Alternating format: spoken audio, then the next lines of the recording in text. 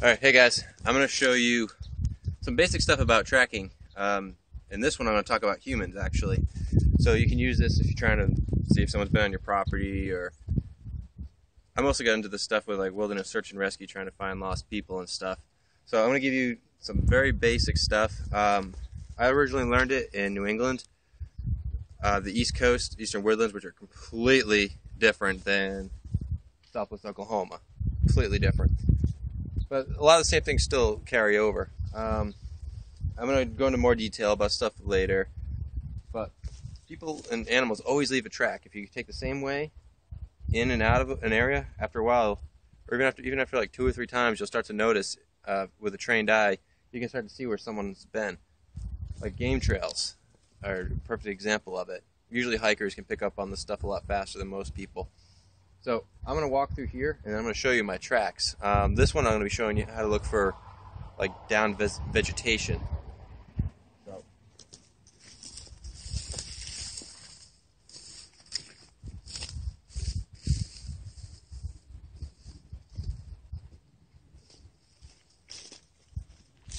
Grass is a pretty easy one to pick up on.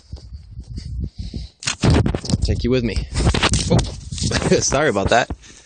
So right here, you can see where I stepped, how that's pushed down. So that'd be a footprint right there.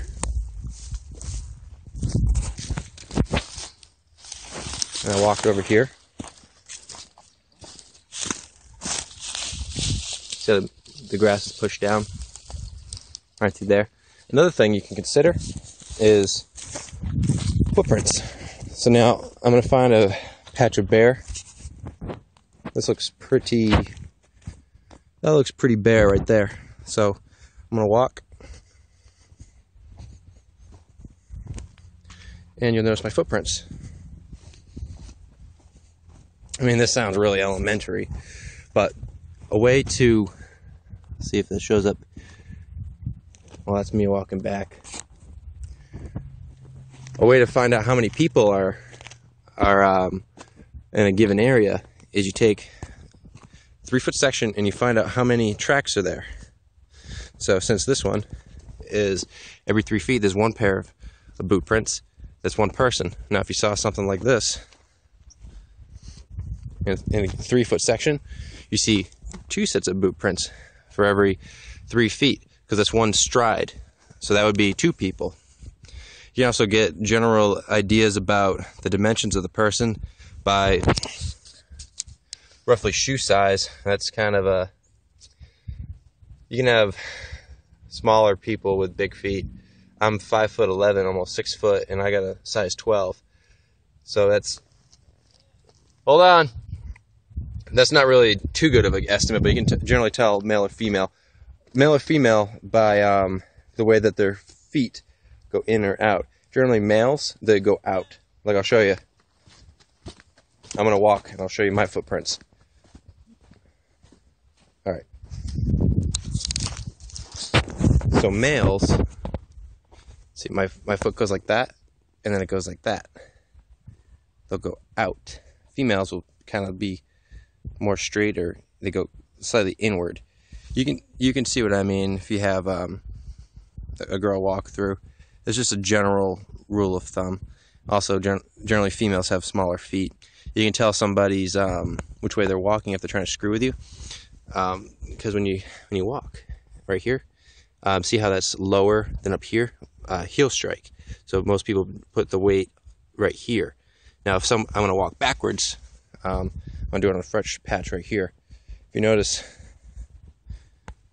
there's a little bit more pressure on the toe right here than on the heel. So that means they're walking backwards to try and screw with you.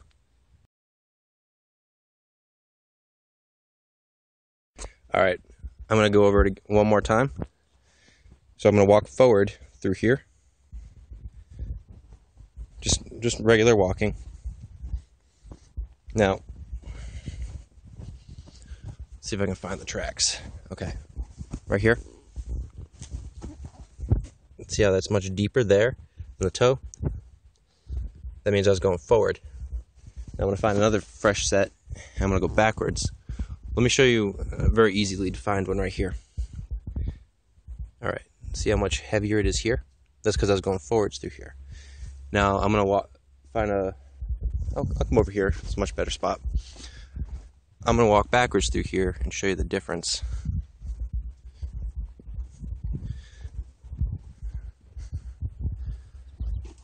Okay. Let's see. Let's find a good one. See how much heavier it is right up here? I mean, part of that is because this right here, it's kind of goes up. But in general, it's a lot lighter here on the heels. See right here? It's much more pronounced by the toes than it is on the heels. That's how you know someone was walking backwards. Or one way at least.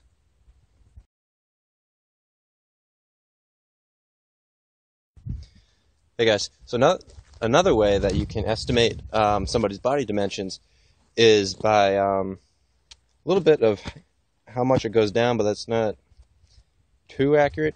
But you can tell somebody's height by their stride length as an approximation. So if someone shorter has shorter legs, so their strides will be a little bit less.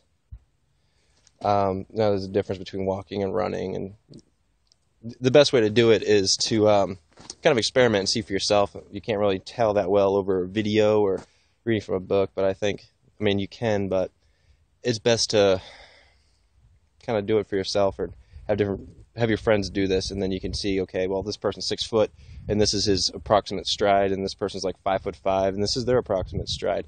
So seeing something in person versus reading in a book and then trying to estimate measurements it's much better, I think, in person. But that's me. Everybody learns differently. Now I'm gonna walk normal again, and then I'm gonna walk like somebody bigger than me, and you'll see the difference. This is how I walk, because I'm about 6 foot. All right. Track. Those are bigger footsteps. So now I'm gonna walk like a much bigger person. All right, so that was the last one. This would be somebody about 6'5". I'm just estimating. The last one I did because I extended my legs a little bit more when I was walking.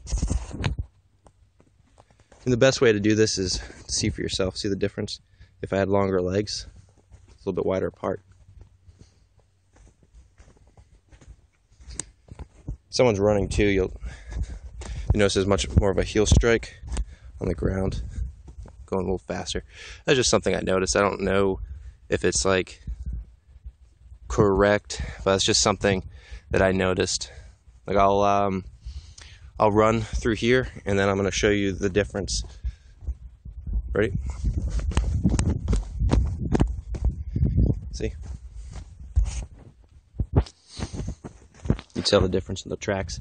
This is something that you can also do on your own and just experiment. I mean, seeing it on video is one thing, but actually doing it yourself and seeing the difference in the prints and how they look, and you can get a 3-dimensional view instead of a 2-dimensional view.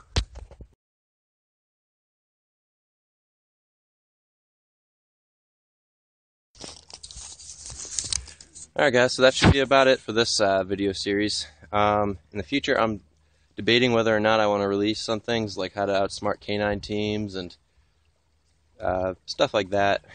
I don't know if I want to release that to the general public yet or not, but anyways, if you like what you see, please like and subscribe, and I'll be doing more tracking stuff in the future.